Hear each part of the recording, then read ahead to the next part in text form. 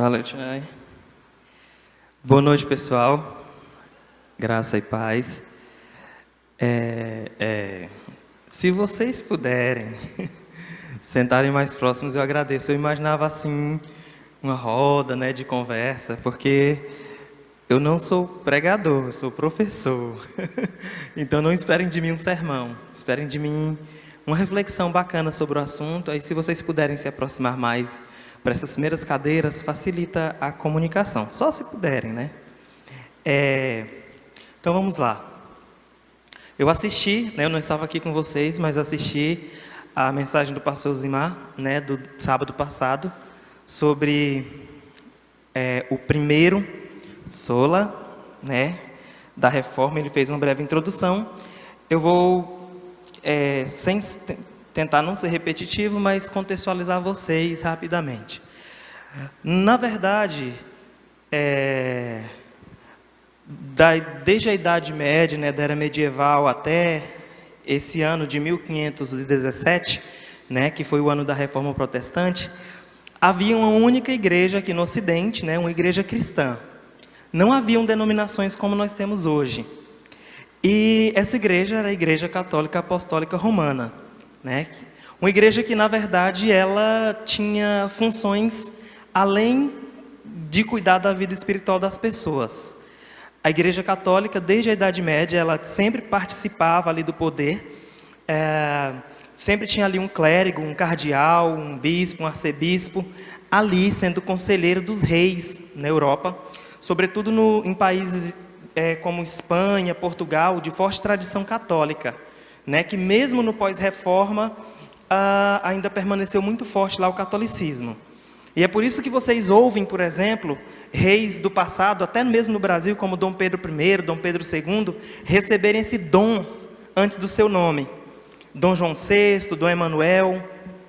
Por quê? Porque esse dom, né, era concedido pela igreja, através do clérigo, através lá daquele clérigo que estava acompanhando aquele rei. Normalmente ele acompanhava até o crescimento. Normalmente um herdeiro de um trono, ele herdava o trono quando criança. E aí o rei, esse mini-rei era criado ali sob os olhos da Igreja Católica. E aí, além dele assumir o trono por direito hereditário, ele precisava da chancela da igreja, por isso o dom. Era como se fosse, digamos assim, o direito divino de governar. Então, os reis que têm o dom antes do nome deles, esse dom significa o direito divino de governar, que era dado pela autoridade de Deus na terra, né? A autoridade representante de Deus na terra, que eram os padres. Muito bem, então a igreja, ela acabou se envolvendo com muitas coisas e deixando a desejar no quesito vida espiritual das pessoas. E isso era notado por muitas pessoas, só que poucas pessoas tinham coragem de enfrentar. As pessoas não enfrentavam. Entendam que nós estamos falando de uma sociedade que era meio fechada. As pessoas temiam muito o ir para o inferno. A Bíblia não era lida pelas pessoas comuns, como nós lemos hoje. A Bíblia era em latim. Só quem lia eram os clérigos, eram os padres, e eles davam a versão deles para as pessoas. A missa era rezada de costa, ele rezava a missa assim, de costa para a plateia, para o público, para o auditório. Então havia uma grande distância entre as pessoas e, por exemplo, a Bíblia e a palavra de Deus.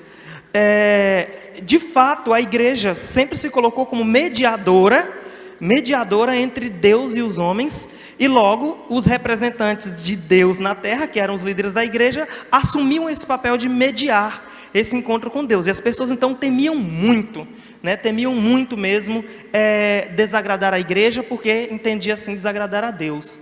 É claro que algumas pessoas começaram a perceber que isso não estava lá muito certo, algo de errado não estava certo. Só que, como eu disse, eram muitas questões sociais também que envolvia para alguém chegar e romper. Tivemos alguns, digamos assim, precursores da reforma, né, como os valdenses, os anabatistas, que são nossos ancestrais, russistas e tantos outros, que começaram a discordar e criaram algumas revoltas. Só que, de fato, em 1517, as coisas mudam, tem uma virada por meio de Martinho Lutero, que era um clérigo, né, que segundo ele, quando ele era jovem, ele teve lá ele morava numa cidade que tinha minas, né? Ali Minas, explorava minérios. E ele teve uma visão de Santa Ana, né? Se eu não me engano, ele sofreu um incidente lá numa mina e ele teve uma visão de Santa Ana e Santa Ana o salvou e por isso ele se tornou padre. Ele era um jovem padre que, em contato com a palavra de Deus, começou a ver essas questões e ver que a igreja estava fazendo coisas que eram contrárias àquilo que ela ensinava, sobretudo a venda de indulgências. O que eram as vendas de indulgências? Rapidamente aqui, sem mais delongas.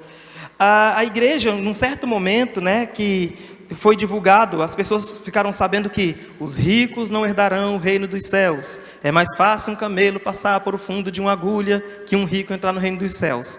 Os ricos pensaram, pera lá, se eu não vou para o céu, por que eu vou dar dinheiro para a igreja? Não vou dar dinheiro mais para a igreja. Aí a igreja teve uma ideia, vamos criar o purgatório. Criaram o purgatório, falaram, você não vai para o céu, mas vai para o purgatório, aí no purgatório você paga seus pecados e lá vai para o céu. E o que era a venda de indulgências? Então a igreja começou a vender ingressos para sair do purgatório. A igreja começou a vender, olha, você paga aqui e você não precisa nem passar purgatório. Ela foi dando jeitinhos e as pessoas começaram a comprar as indulgências, que era perdão dos pecados.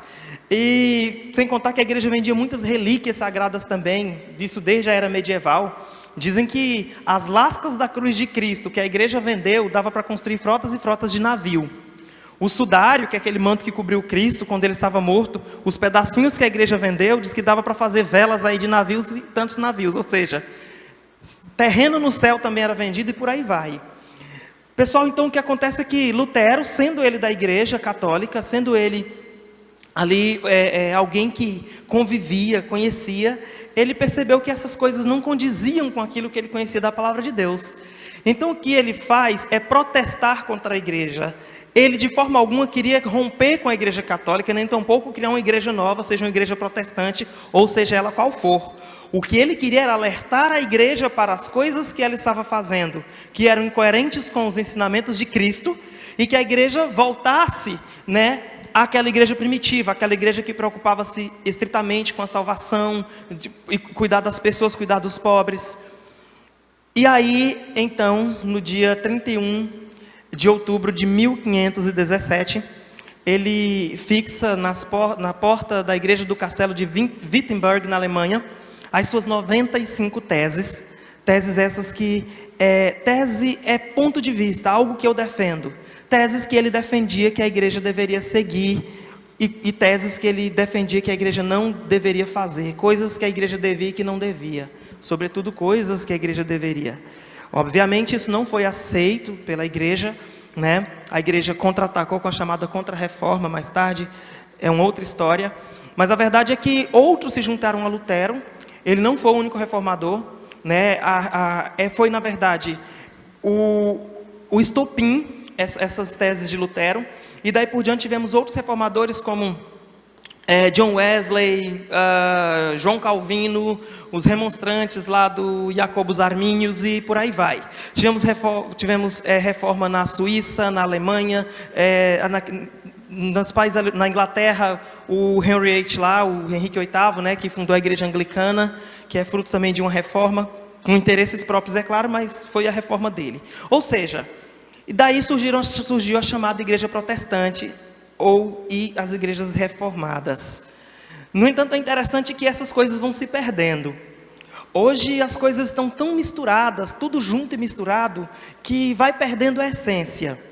E se a gente parar um minuto para pensar, a igreja contemporânea está clamando por uma nova reforma, de certa forma.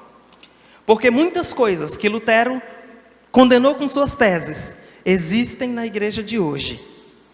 Então é bom relembrar, gostei de vocês trazerem esses tópicos para serem estudados, os 5 solas da reforma protestante, e é os 5 e não as 5, porque sola é uma palavra latina que significa somente, então é os 5 somente, não as 5 somente, os 5 somente, né? Sola, as 5 solas, né? que as pessoas chamam, mas na verdade é os 5 solas, até porque é uma referência aos 5 pilares, né? Os 5 pilares que alicerçam a reforma protestante. E lembrando que esses 5 solas não estão lá, não foi, isso é uma síntese que foi feita já no século, agora 19, século 20, da reforma. São 95 teses, aconselho vocês a lerem, é interessante conhecerem. Mas aí teólogos contemporâneos sintetizaram a reforma nesses 5 alicerces, né? Tá ali, né, na tela, a sola escritura, que o pastor Zimar falou no sábado passado, né? Solos Christus, que farei uma reflexão sobre esse alicerce nesta noite. Sola fide, sola gratia e soli deo gloria. A palavra lá em cima muda de solo, sola, sola, sola e soli por causa da declinação no latim, né? Então, no latim, no caso, a gente chama de declinação e não conjugação. Tem essa declinação, essa mudança, devido ao sujeito, mas isso é uma outra história, né? Mas o importante é saber que esses 5 somente é considerado o alicerce da reforma e é interessante que conheçamos. É interessante que a gente reflita sobre eles, porque eles ecoam ainda hoje e necessitam estarem ecoando dentro da igreja contemporânea.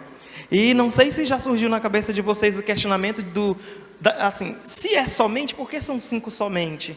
Porque somente é uma coisa, somente Deus. Tem até o hino que nós cantamos, o cântico. Por que 5 somente?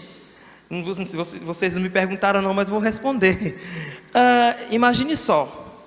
Eu poderia dizer o seguinte: somente no século 21, somente no ano de 2020, somente no mês de outubro, somente no dia 10, somente num sábado, somente às 20 horas eu me reuni com vocês para falar desse assunto. Se vocês observarem, são somentes que não concorrem entre si. São, no caso, aspectos diferentes do tempo. Eu não poderia dizer somente no século 20 e somente no século 21, porque eu estaria concorrendo entre eles. Mas quando eu digo somente século 20, depois somente ano 2020, são somentes que não concorrem entre si. Assim, os 5 solas não concorrem entre si, porque são 5 aspectos diferentes do mesmo alicerce. São 5 aspectos diferentes. Então nós temos ali, no caso, os 5 solas, eles se complementam, fazem parte de um mesmo alicerce maior, são colunas que estão presas à mesma base, que é Deus. Então, sem mais delongas, vamos falar dos solos Cristos, porque eu não sei quanto tempo eu tenho, e vamos lá. Esse texto que está ali na tela é bastante conhecido de vocês, e eu trouxe ele apenas como uma citação mesmo, porque o texto da reflexão é outro. Eu gostaria que nós recitássemos esse texto a uma só voz, porque nós vamos trabalhar outros textos, mas lembrando disso aqui. Vamos lá? Porque há um só Deus e um só mediador entre Deus e os homens, Jesus Cristo, homem. 1 Timóteo 2,5. Há somente, porque há um só Deus, um só mediador entre Deus e os homens, Jesus Cristo, homem. Mas naquele tempo a igreja não tinha só um mediador. Por isso, nós vamos trabalhar 2 textos para fazer essa reflexão. Colossenses 2, abram por favor a Bíblia de vocês em Colossenses 2. Nesse texto de Colossenses 2, nós vamos ver que não havia somente Cristo naquela época como mediador. Cristo mais ações humanas, ou Cristo mais alguns aditivos. E aí nós vamos fazer uma reflexão, partindo de Colossenses, que a igreja de Colossos era uma igreja primitiva, uma das igrejas primitivas, né? Para a qual Paulo escreve, porque estavam acontecendo algumas coisas na igreja de Colossos que estavam indo contra aquilo que Cristo ensinava, contra aquilo que Paulo havia pregado, que Paulo estava pregando, apesar de os teólogos dizerem que não foi exatamente Paulo que fundou a igreja em Colossos, mas ele cuidava dessa igreja. Na verdade é uma igreja possivelmente neta de Paulo, porque ele pregou em Éfeso, né? E de Éfeso foram pessoas que fundaram a igreja em Colossos. É uma das versões. Como eu disse, isso não tira, por exemplo, no caso o fato de que Paulo cuidava daquela igreja e ele escreveu para aquela igreja, né? Fazendo algumas recomendações, porque aquela igreja primitiva ela estava fazendo algo que nós vamos refletir agora. Nós vamos sair da igreja primitiva e vamos ver o que aquela igreja estava fazendo, que passou pelo tempo e estava sendo replicado na Idade Média até o século XVI, o ano da Reforma, e vamos dar um salto no tempo e ver o que passou e tem na igreja contemporânea. Então nós vamos cruzar alguns séculos aí no pensamento. Ok? Então vamos lá. O primeiro aditivo, por assim dizer, né, que a igreja de Colossos estava acrescentando aos ensinamentos de Cristo, aos ensinamentos que Paulo tinha muito bem encaminhado, era o aditivo sabedoria humana, ou simplesmente filosofia. Filosofia ou sabedoria humana, né? Então, esse texto de Colossenses 2, os versículos 8 a 10, diz o seguinte: tenham cuidado para que ninguém os escravize a filosofias vãs e enganosas, que se fundamentam nas tradições humanas e nos princípios elementares deste mundo e não em Cristo. Pois em Cristo habita corporalmente toda a plenitude da divindade, e por estarem nele, que é o cabeça de todo poder e autoridade, vocês receberam a plenitude. Receber a plenitude é uma palavra que vem de pleno.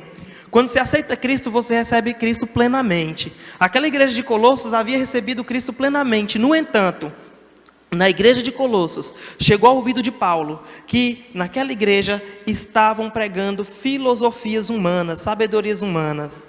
Mas veja bem, porque existe um conhecimento humano que ele é necessário. O problema é quando as pessoas querem usar esse conhecimento como mediador entre nós e Deus. É achar, por exemplo, que só se compreende a palavra de Deus, só se compreende o que é Cristo, se conhecer os textos dos grandes filósofos, Sócrates, Platão, Aristóteles, principalmente Platão e Aristóteles, né? Os filósofos estão muito estudados pela igreja, a Igreja Católica Apostólica Romana. Então o problema é esse, quando se pega filosofias humanas, coisas que não estão na Bíblia, e começam a colocar Cristo mais isso. E isso era feito na igreja de Colosso. Estava acontecendo, e isso chegou até a Idade Média, porque na Idade Média também havia esse pensamento era disseminado, de que só era possível compreender Cristo se fosse Cristo mais alguma coisa. Só se chegava a Deus com Cristo e mais alguém, Cristo e mais o conhecimento humano, mais a filosofia humana, mais o conhecimento humanista. A igreja católica na época, e não aqui eu não vou malhar a igreja católica, eu estou falando da igreja católica lá do século XVII para trás, entendam bem. A igreja que eu vou falar contemporânea é a igreja toda, mas eu estou falando, são fatos, de que a igreja ela dominava o ensino, a igreja ela que administrava as universidades, vocês sabem disso. Então a pessoa só estudava se fosse por meio da igreja. As pessoas, nem todo mundo tinha acesso ao conhecimento da leitura e da escrita, apenas quem tinha muito dinheiro, os ricos, o que eles faziam? Eles iam lá e matriculavam os filhos naquela escola católica, e toda a família tinha que ter um padre. Então era uma coisa assim, meio mística. Então a família já escolheu, nós temos que ter um padre na nossa família, e colocava esse jovem, essa criança para estudar, né? E ela seguia no meio do estudo ali, para se tornar padre, obviamente precisava estudar os filósofos, principalmente Platão e Aristóteles, e ali aprendia a ler e escrever e seguia a carreira clerical. Então a igreja ela dominava a esfera da educação. E até aqui, depois do descobrimento, no século XVII, no ano século XVI, que foi o ano que o Brasil foi descoberto, ano de 1500, e nos séculos seguintes, vocês se lembram muito bem de que os jesuítas, eles eram responsáveis pela educação no Brasil. As escolas dos padres jesuítas eram onde os jovens estudavam. A escola não era laica, ela era administrada pela igreja. E lá na igreja, lá nas escolas e na universidade administrada pela igreja, eles aprendiam o quê? Que precisava desse conhecimento, dessa filosofia humana, para ter acesso a Cristo, para ter acesso à sabedoria divina. Sendo assim, aí está algo a mais que está concorrendo com Cristo. O conhecimento humano, a sabedoria humana concorrendo com Cristo, ocupando aquele lugar, Cristo mais alguma coisa. Na igreja de Colossos isso aconteceu. Paulo advertiu e chegou até a época em que Lutero, para que vocês entendam o porquê que Lutero protestou.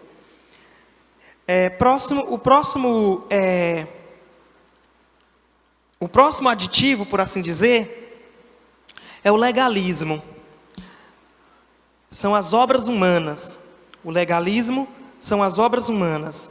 Vejam aí, Colossenses 2, os versículos 16 e 17.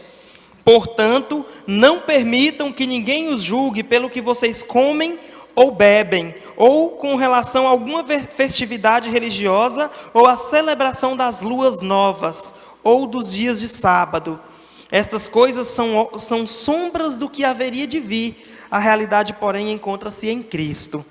Veja que há uma advertência de Paulo para a igreja de Colossos, para que eles não se permitam ser julgados por essas pessoas que, na verdade, valorizam o legalismo.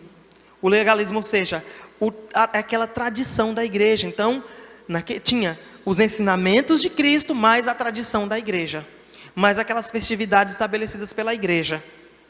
E isso aconteceu já entre os judeus, né? Os fariseus e os saduceus, né? Que eram seitas judaicas, que haviam no meio do povo de Israel. Eles criaram também o tradicionalismo deles, junto com os ensinamentos da lei que Deus deu ao povo de Israel por intermédio de Moisés. Eles ensinavam certos tradicionalismos, como o tradicionalismo do tipo, a gente estava até lendo esses dias, na nossa devocional lá em Mateus, né, que eles disseram o seguinte: olha o que eles ensinavam na tradição deles. A lei diz: honra teu pai e a tua mãe. Mas se você, por exemplo, pegar um dinheiro e dar aos pobres, aí então você ajudar os pobres, então você não é desobrigado a ajudar o seu pai e a sua mãe. Tá lá. Mas olha só, isso era um tradicionalismo da igreja. E Cristo, eles tentaram provar Cristo, né, em relação à lei. Cristo confrontou os saduceus e os fariseus em relação a isso. Porque vai se criando uns tradicionalismos, e isso chega até a Idade Média, até a igreja medieval, a igreja católica apostólica romana, fundada por Constantino, o imperador Constantino. E aí o que acontece é que isso chega até esse período da Reforma.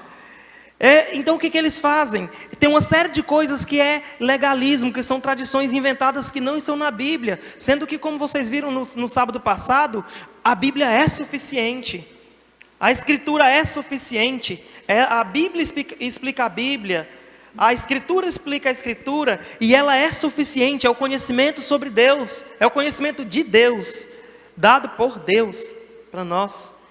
Então o que acontece é que então começa a entrar uma série de obras humanas no meio desse legalismo, ou seja, que você precisa fazer mais alguma coisa. Além de Cristo, para você ser salvo, você precisa fazer mais aquilo.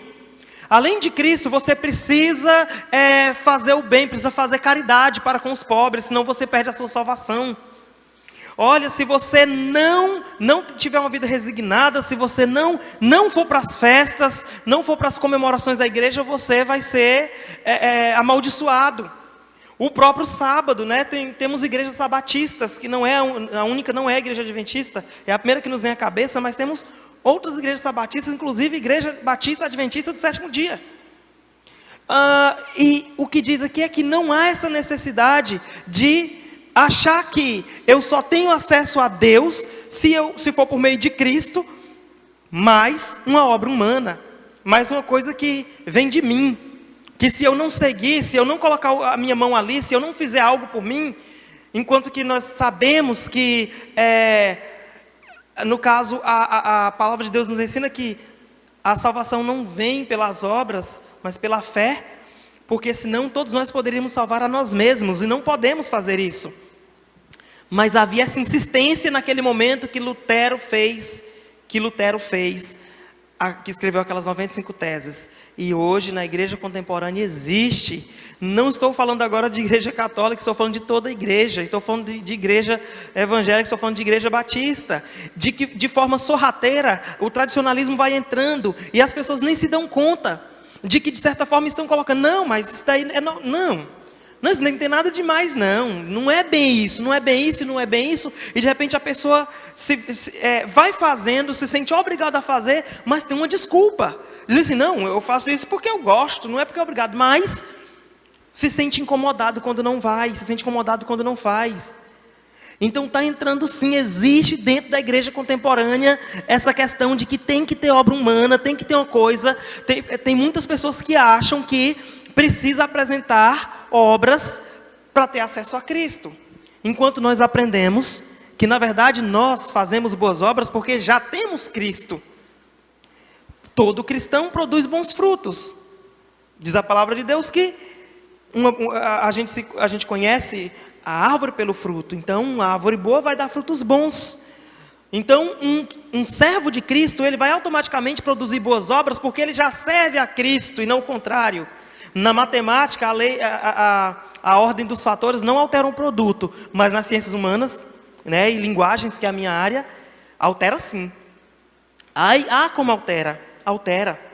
Então olha só o tanto que é diferente eu dizer que eu faço obras para ser salvo ou eu faço obras porque já sou salvo. É totalmente diferente. As minhas boas obras que eu faço é porque já sou salvo, e como filho de Deus que sei que preciso no caso ajudar aos irmãos, a socorrer ao necessitado. Eu faço isso porque eu tenho Cristo no coração, não faço isso para que Cristo entre no meu coração. É essa a diferença. Foi contra isso também que Lutero protestou, e existe hoje na igreja contemporânea. Muitas pessoas que às vezes até vendem bens e colocam o dinheiro lá no altar em busca de uma bênção maior. Quantas igrejas por aí incentivam as pessoas a venderem lá um bem e colocar o dinheiro lá na fogueira santa? Né? Que a fogueira santa sabe que é falsa, né? São uns TNT vermelho voando, uma luz vermelha embaixo, né? A pessoa joga o dinheiro lá dentro, depois alguém cata. E as pessoas acreditam. Tem algumas igrejas que quando você chega, você vê fila de carros do ano, carrão aí, SUVs da vida, de pessoas que estão lá em busca dessas tais bênçãos. É uma teologia da prosperidade, de um toma lá da cá, que se você fizer isso, você ganha aquilo. Cristo mais obras humanas. Cristo mais obras humanas. E isso precisa ser revisto na igreja atual também, na nossa igreja contemporânea. Um outro adendo aí, né? Uma outra coisa que eles colocam, somando-se a Cristo, né? É o misticismo, as experiências humanas. Colossenses 2, 18 e 19, olha o que diz a palavra de Deus. Não permitam que ninguém que tenha prazer numa falsa humildade e na adoração de anjos os impeça de alcançar o prêmio. Tal pessoa conta detalhadamente suas visões e sua mente carnal a torna orgulhosa. Trata-se de alguém que não está unido à cabeça, e cabeça aí está com C maiúsculo na sua Bíblia, que é Cristo, para os princípios elementares deste mundo. Porque é que vocês estão como se ainda pertencessem a Ele, se submetem a regras. Aliás, vamos parar bem aqui pelo 19, somente até aqui, né? Depois a gente lê o outro, né? Então, trata-se de alguém que não está unido à cabeça, a partir do qual todo o corpo, sustentado e unido por seus ligamentos e juntas, efetua o crescimento dado por Deus. Existe sim um misticismo, existia naquela época. Pessoas que dizem que têm visões. Quantas pessoas, por exemplo, chegam aqui, não sei se vocês já presenciaram a cena, quando eu digo aqui, não me refiro a este púlpito.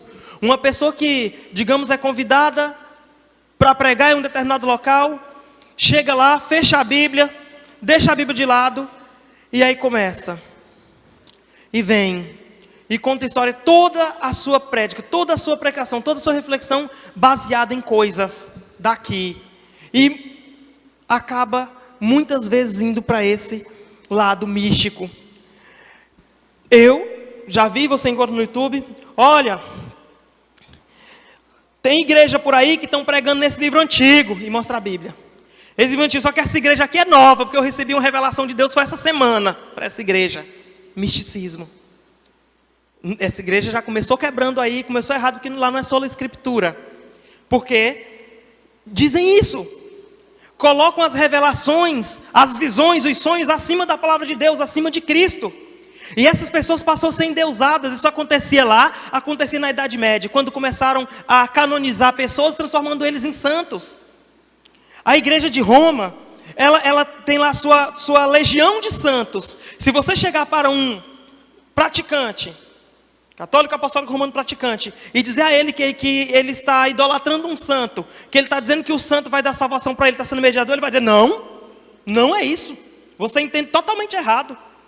Não é isso, nós não acreditamos que santo nos dá salvação. É o seguinte, os santos, Maria, os apóstolos e os santos, eles foram tão bons em vida e ganharam tanta graça de Deus, acumularam tanta bênção, que agora eles dispensam essa bênção para nós também. Ou seja, eles acumularam tanto mérito perante Deus, que agora eles têm o poder de dar esse mérito também para mim. Então quando eu vou lá, eu vou pedir o mérito, porque eles agora têm eles podem conceder essa graça. É isso que eles dizem. Mas na prática, são mediadores entre Deus e os homens. Porque a pessoa, ao invés de ir até Cristo, pedir para Cristo, vai pedir para um santo, ou seja lá qual for. E o interessante é que isso acontece na vida espiritual. Porque na vida aqui secular, a pessoa não é, eu vou usar a palavra burro, mas não vou usar não, desse jeito não. Porque olha só, digamos que você tenha livre acesso ao governador, ao presidente. Vamos pegar aqui vamos começar aqui meio por baixo. O prefeito da cidade. O prefeito da cidade diz o seguinte, olha, o que você quiser é só me pedir. Está aqui no meu celular, pode chamar no zap, na hora que você quiser. O que você quiser me procura. Por acaso, quando você precisar, você vai primeiro no assessor. Aí você vai ficar pegando chá de cadeira com o assessor para depois falar com a secretária do prefeito. Para depois para falar com o chefe de gabinete, para depois chegar a ele. Não vai não, porque se ele disse para você que você pode ir diretamente a ele, você vai diretamente a ele. Você não vai procurar vereador, não vai procurar ninguém, é a lógica.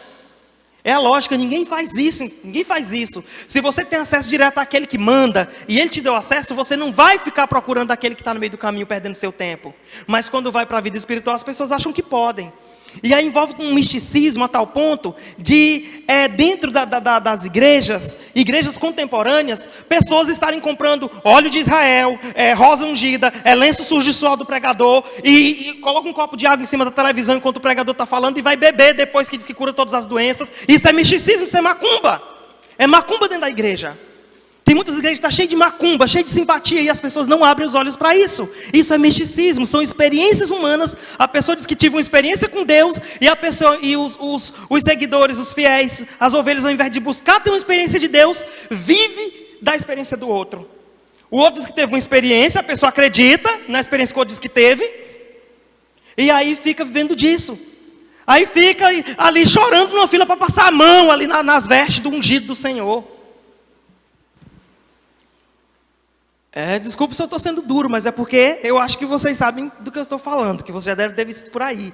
Não é segredo não, é misticismo. Se você perguntar para a pessoa, ela nega, eu não sou místico, mas na verdade é na medida que a pessoa acredita que precisa de Cristo, mas passar por alguma experiência. Tem pessoas que buscam essa experiência, que sofrem quando não encontram, porque chega um pregador ungido aqui, eu tive um encontro com Cristo, um dia subi no monte, aconteceu isso, e a pessoa morre tentando ter esse bendito desse encontro, e se não tem, entra em depressão, e se enforca, e vai para o inferno, porque não teve a tal experiência, porque acredita, porque fica assim, condicionado àquilo, na expectativa de ter essa experiência mística, essa epifania, e nunca tem.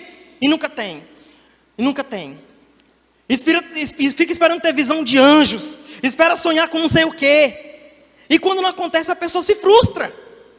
Mas aí o que acontece? Ela fica sempre presa àquele líder, aquele que está lá na frente, aquele que lidera a igreja, e fica mediando, através da experiência que ele teve, as pessoas acreditam e vão. Todos aqui presentes, qualquer um que conhece a Cristo, que recebe a Cristo, que aceita a Cristo, pode ter uma experiência com Cristo. E veja bem, e a sua experiência é pessoal.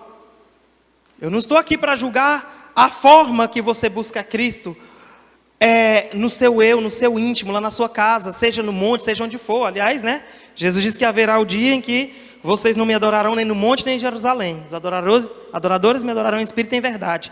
Cristo está em todos os lugares. Ok, em todos os lugares. O que eu estou dizendo, que Lutero protestou e que existe na igreja contemporânea, é a questão da necessidade do misticismo, que sem ele nada não funciona. Sem o misticismo, sem aquela questão da simpatia, sem aquele ritual. E na igreja católica, por exemplo, tem os 7 sacramentos. Que se você não basta Cristo, você tem que conhecer a Cristo e e seguir os 7 sacramentos. O sacramento do batismo, o sacramento da crisma, o sacramento da unção dos doentes, o sacramento do casamento e por aí vai. A própria missa é um sacramento. A Eucaristia é outro sacramento também, que é o da comunhão.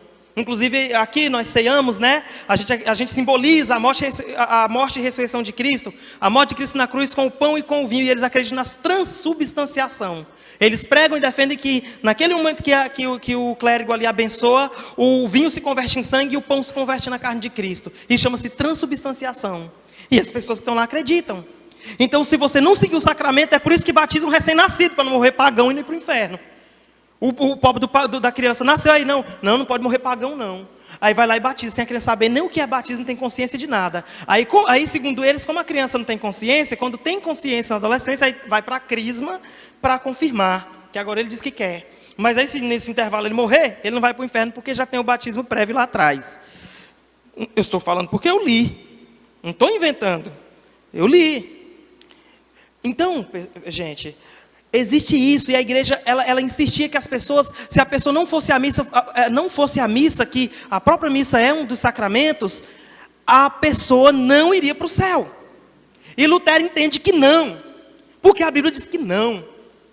A questão de congregar, sim, devemos congregar com os nossos irmãos na fé. No entanto, quando eu digo que se você não vier para a igreja, você vai para o inferno, está errado.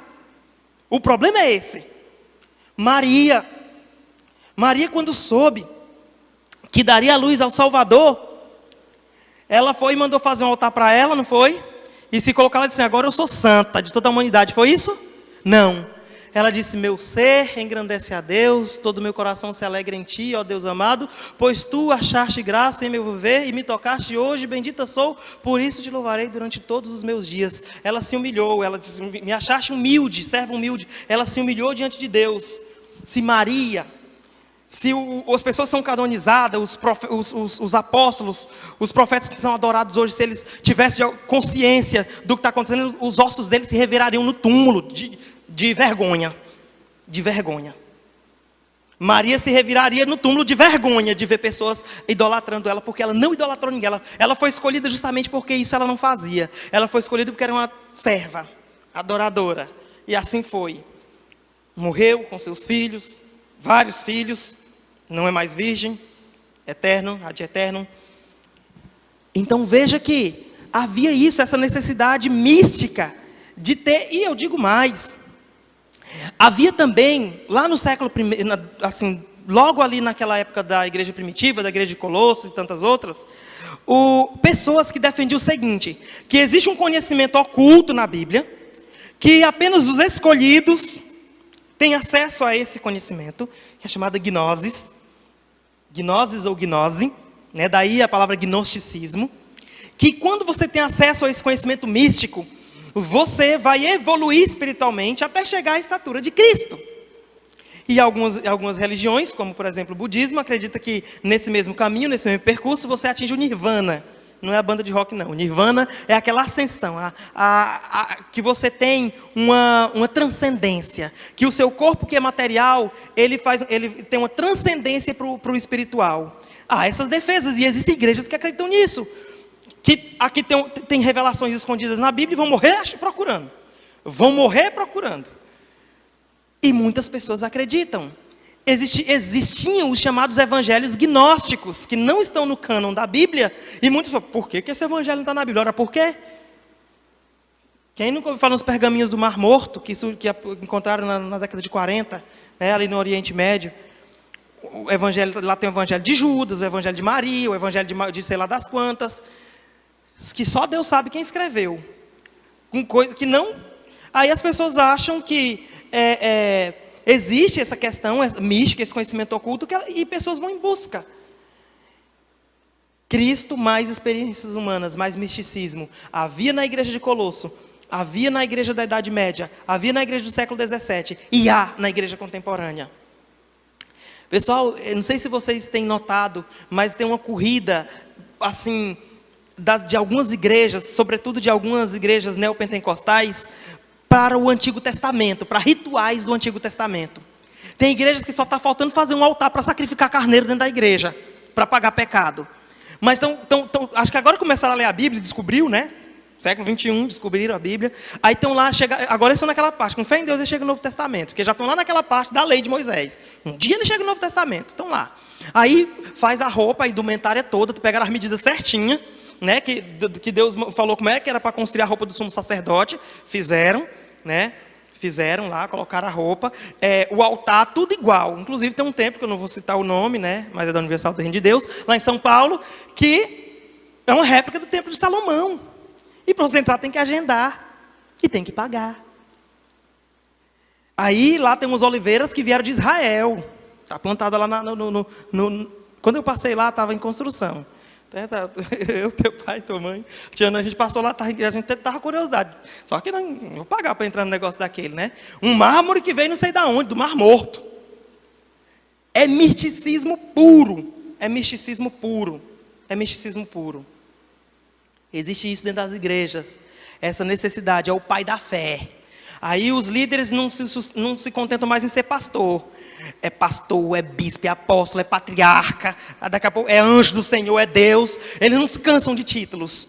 Vão só subindo na escala. Daqui a pouquinho estão falando de Deus, né? São assessores de Deus daqui a pouco. E acordem, porque isso não é assim. Essas coisas não acontecem assim para impactar e você fugir. Ela é igual a rã chaleira. Já ouviu falar a parábola da rã chaleira, né? Tá, bota a água para ferver lá no fogão, pega uma rã e joga dentro da água fervendo. Ela pula lá fora, que ela não é burra. Agora pega uma água fria, coloca a rã dentro e coloca no fogão. A água vai esquentando e ela vai se adaptando, vai esquentando e ela morre cozida, mas não pula. É a rã chaleira. Acontece direto. Quando a coisa vem assim escabrosa, a gente pula lá longe. Se surgir uma coisa estranha dentro da igreja, uma coisa, gente, a parte de hoje vai ter um culto, tal, um culto estrambólico. Aí eu não participo disso. Mas você vem entrando de conta-gota, de pouquinho em pouquinho, um dia chega uma coisa, outro dia chega outra, aí o bichinho não é tão feio assim não. Aí vai ficando, só que o bichinho cresce. Aí de repente, a igreja está cheia de coisas estranhas, coisas místicas. Pessoal, qualquer momento, qualquer igreja que estiver dizendo que é Cristo mais fulano, está errado. Qualquer pessoa que disser que é Cristo mais alguma coisa, está errado. Cristo mais as institutas. Cristo mais o livro do fulano de tal, mais Ellen White. Cristo mais Davi Miranda. Cristo mais Edir Macedo. Cristo está errado. Está errado. O próximo tópico, né? O próximo adendo aí que eles querem acrescentar é o asceticismo ou ascetismo. Ascetismo, pessoal, são proibições humanas. Está lá em Colossenses 2, 20 a 23, diz o seguinte: já que vocês morreram com Cristo para os princípios elementares deste mundo, por que é que vocês, então, como se ainda pertencessem a ele, se submetem a regras? Não manuseie, não prove, não toque. Todas essas coisas estão destinadas a perecer pelo uso, pois se baseiam em mandamentos e ensinos humanos. Essas regras têm de fato a aparência de sabedoria, com sua pretensa religiosidade falsa humildade e severidade com o corpo, mas não tem valor algum para refrear o impulso da carne. O que é ascetismo? É um tipo de doutrina que defende a resignação, a proibição, é a teologia do não. Não corte o cabelo, não passe batom, não se depile, não sei o quê, não sei o quê, como se fosse Cristo mais a proibição, aí você alcança a graça. Qualquer semelhança com igrejas contemporâneas não é mera coincidência. Eu sei que vocês conhecem igrejas assim. Existia na igreja de Colosso, chegou até a Idade Média, chegou ao século XVII e chegou aos tempos de hoje. O ascetismo, a teologia do não, as pessoas que têm que se resignar. Para vocês terem ideia, pessoal, durante a Idade Média, as pessoas se flagelavam. Pegavam chicotes e batiam nas costas, e até hoje tem algumas seitas que fazem isso. A pessoa fica se flagelando, pega um chicote com chumbos na ponta do couro lá e se joga, bate nas costas, porque acredita que a flagelação aproxima de Deus, o sofrimento aproxima de Deus. Durante a epidemia de peste negra, pessoas se crucificaram, pediram para serem crucificadas para que aplacasse a ira de Deus, que acreditava que a peste era um castigo de Deus. Pessoas que fazem jejuns prolongados a ponto de morrer por inanição. Na Idade Média, muitas pessoas se enterravam nos monastérios e viviam vida monástica, totalmente na escuridão, lá dentro de uma montanha, nos Cafundó do Judas, alheio ao mundo porque acreditava que esse tipo de sacrifício aproximava de Deus. Só que não. Isso é ascetismo, isso é proibições que são humanas. Será que eu estou lendo errado? Está dizendo aqui, já que vocês morreram com Cristo para os princípios elementares deste mundo, por que é que vocês então, como que ainda pertencessem a Ele, se submetem a regras, não manuseie, não prove, não toque? É claro que existem coisas, vejam bem, que fazem um tremendo mal para você e para outras pessoas, que você obviamente não vai manusear, nem pegar, nem tocar. Veneno, né? E outras coisitas más. Mas o que ele está falando são essas proibições sem fundamento algum. Essas proibições que a pessoa acredita que com essa proibição ela vai ter o acesso a Deus. Que se ela não fizer, ela se torna mais santa. Tem um jeito bem fácil. Imagine só, a pessoa quando ela acha que um sacrifício pessoal vai aproximá-la de Deus, ela está negando o sacrifício de Cristo. Então faz o seguinte, vira para Deus e fala assim, Deus, valeu lá por ter mandado Cristo morrer por mim, mas eu quero que o Senhor, estou aqui, derrama sobre mim a tua ira, pelas minhas próprias obras, venha. Quer? Vai virar fumaça na hora. Só um. Gente, ninguém é capaz, ninguém tem como chegar a Deus sem ser por meio de Cristo, não. Cristo Cristo veio lá, é o seguinte, Ele nasceu, cumpriu toda a lei, tintim por tintim, para que a humanidade não precisasse cumprir a lei. Aí parece um orelha, não, eu quero é cumprir a lei. Aí vem o apóstolo e diz o seguinte, que é tão pesada que ninguém conseguiu cumprir aquele negócio, mas a pessoa, não, eu quero é pela lei. Não, mas se eu não comer isso aqui, tal, eu vou ser salvo. Pessoal, não estou dizendo aqui que você não estou entrando na questão do seu culto pessoal a Deus, do seu jejum e da sua oração lá na sua casa. Eu estou falando de pessoas que colocam isso como condição para ser salvo. E eu tenho certeza que aqui nesse auditório ninguém faz isso. De achar que se não jejuar pelo menos uma vez na vida, não vai para o céu, vai para o inferno. Se tiver, eu vou fazer um apelo no final. Porque, na verdade, todos aqui são salvos. A palavra do Senhor diz que uma vez que você, a condição está lá em Romanos 10:9, né, se com a tua boca confessares Jesus Cristo como Senhor e com o teu coração creres que Deus o ressuscitou dentre os mortos, será salvo. É a condição. Lá não está dizendo assim, não tem um depois disso. E se jejuar, e se orar, e se não sei o que, isso, aquilo, outro. Existem coisas que nós fazemos, volta a dizer, porque já somos salvos. Já buscamos uma intimidade com Deus, nós cultuamos a Deus, mas não fazemos tais coisas para sermos salvos. E o ascetismo é esse tipo de doutrina que dá resignação, a pessoa tem que se privar de certas coisas, tem que se privar, é o sofrimento mesmo. Se vocês pesquisarem na internet os instrumentos de autoflagelação, vocês ficam assim mesmo de queixo caído, são coisas horríveis de se ver. Tinha uns negócios que eles prendiam aqui, tipo uma corrente na coxa, e iam apertando, e os cravos da corrente iam prendendo na coxa e sangrando. Então isso é terrível. Colocava um negócio assim, ia se prendendo aqui, tipo um cinto, e apertando cada vez mais. E pessoas morriam por isso. Isso é o ascetismo, isso é a teologia do não. A resignação. Eu não fazer, as pessoas colocando coisas além de Cristo, mais isso, além de Cristo, mais aquilo. E foi contra isso que Lutero protestou, e isso existe na igreja atual. Não dessa forma radical, mas a conta gota. De pouquinho em pouquinho, a rã na chaleira vai esquentando e vai morrer. Então, por isso que a igreja contemporânea precisa voltar-se, não para usar as 95 teses do Lutero como se fosse um credo. Não para pegar os 5 sola e ficar repetindo como se fosse uma reza. Não é isso. Refletir sobre o que foi feito nesse período, a luta de cristãos que lutaram para que tivéssemos a liberdade de culto, a liberdade uma liberdade que já foi conquistada por Cristo na cruz, mas que privada aqui nesse mundo por intolerâncias, por ignorâncias, e aí pega-se tudo isso e joga-se no lixo, em nome de uma libertinagem, que liberdade é uma coisa, libertinagem é outra. Em nome de ter o meu dedo ali, tem pessoas que querem ser a 4ª pessoa da Trindade. Olha, eu fui perdoado, mas quando vem com mais, já saio de perto. Quando já vem com não mais, não fui perdoado, mas eu preciso ir para acolá e ficar 3 dias acolá sem comer, sem beber, e confessando que é para os pecados da minha tataravó que veio para mim ser perdoado. Onde é que está isso na Bíblia? Se tiver, eu como, eu mastigo e engulo a página. Porque não tem, gente. São essas coisas que não faz sentido. Não faz sentido. E no sábado passado vocês ouviram do pastor Elzimar.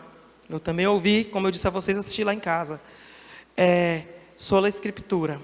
A Bíblia que nos dá o conhecimento acerca de Deus, conhecimento sobre Jesus. E pessoas que vão nesse caminho, seguindo esses anexos aí a Cristo, é porque não conhecem a palavra de Deus. É por não...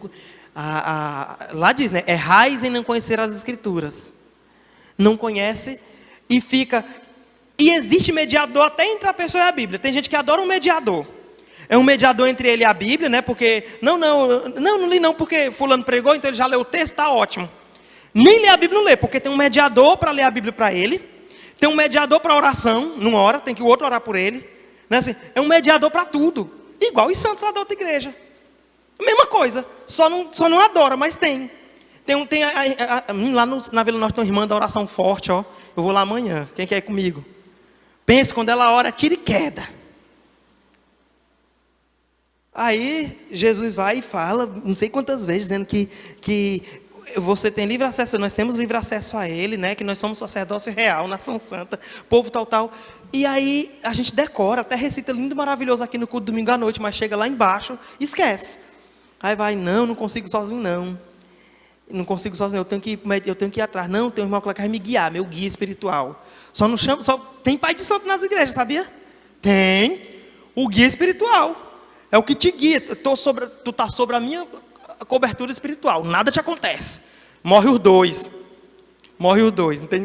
Aí tem outra. Vira escravo. Tem gente que vira escravo dentro de igrejas contemporâneas, igreja evangélica, tem pessoas que são escravas. Eu não vou citar nome não, mas tem uma pessoa bem conhecida que saiu, já congregou conosco há um tempo atrás, e foi para uma igreja em busca desse tipo de coisa, que eles não sentiam bem aqui, que aqui o culto era frio. E lá achou uma cobertura espiritual. Se tornaram escravas desse líder espiritual.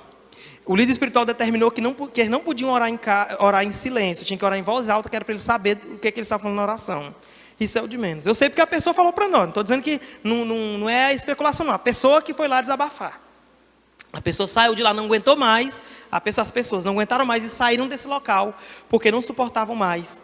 Era tipo assim, eles eram stalkeados. Já viu stalkeamento espiritual? Era um stalker espiritual, stalkeando, sabe? Olha assim, tu tá online, o que tu tá fazendo? Tal. Eu vi aqui que tu leu um versículo aqui na Bíblia, tu marcou um versículo aqui, tu entendeu esse negócio que tu marcou? Deixa eu te explicar. Eles querem essa dependência, porque conhecimento, quando você conhece a palavra de Deus, quando você conhecereis a verdade, e a verdade vos libertará. Enquanto você não conhece a verdade, você é prisioneiro.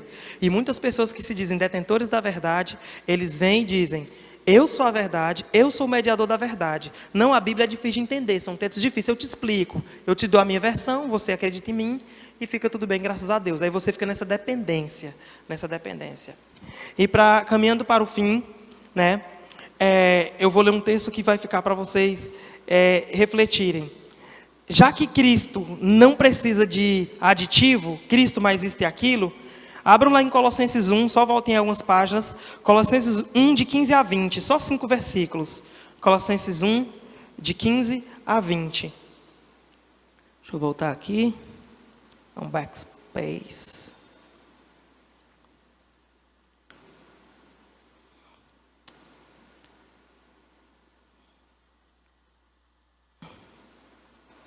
Colossenses 1, 15 a 20.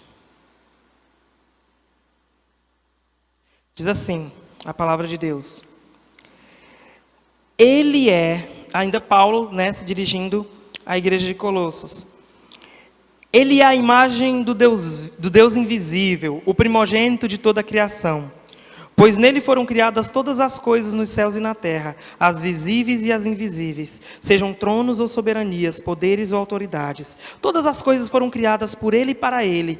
Ele é antes de todas as coisas, e nele tudo subsiste. Ele é a cabeça do corpo, que é a igreja. É o princípio e o primogênito dentre os mortos, para que em tudo tenha supremacia. Pois foi do agrado de Deus que nele habitasse toda a plenitude, e por meio dele reconciliasse consigo todas as coisas, tanto as que estão na terra quanto as que estão no céu, estabelecendo a paz pelo seu sangue derramado na cruz.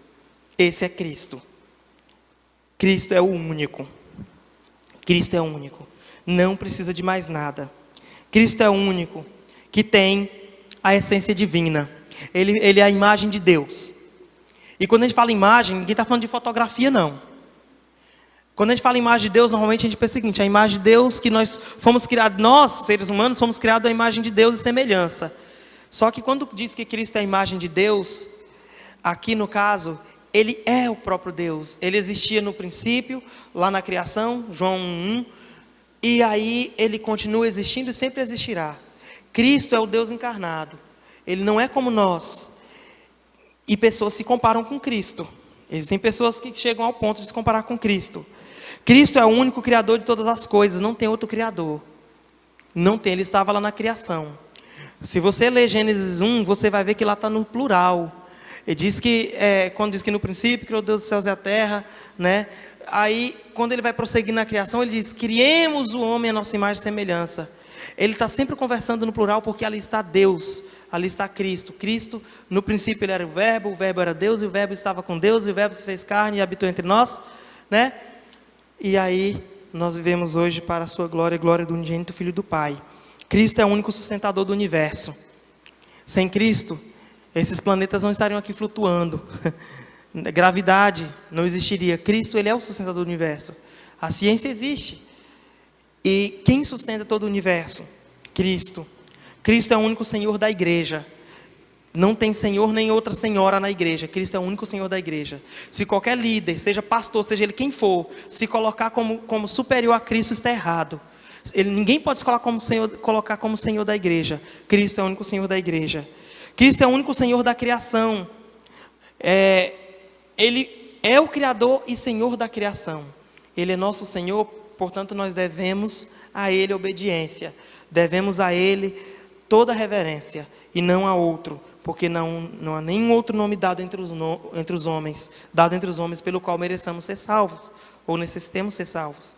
Só Cristo. E por último, Cristo é o único reconciliador de todas as coisas. É Ele que nos reconcilia com Deus. Nós estávamos perdidos, pecadores, e quando Cristo morre na cruz, Ele nos justifica e deu-nos livre acesso a Deus. Por isso eu volto lá para o ponto que eu comecei, para o primeiro slide, que eu li com vocês. Nunca esqueçam disso. Aliás, o quarto slide. Porque há um só Deus e um só mediador entre Deus e os homens, Jesus Cristo, homem. Fuja de qualquer coisa que se coloque como anexo a Cristo, como auxiliar de Cristo. Cristo não tem auxiliar, nem anjos, nem santos, nem santas, nem nada. Cristo é o único, solos Cristos, somente Cristo. Somente por Ele somos salvos, porque dele, por Ele, para Ele são todas as coisas. Glórias, pois, eternamente a Ele. Amém?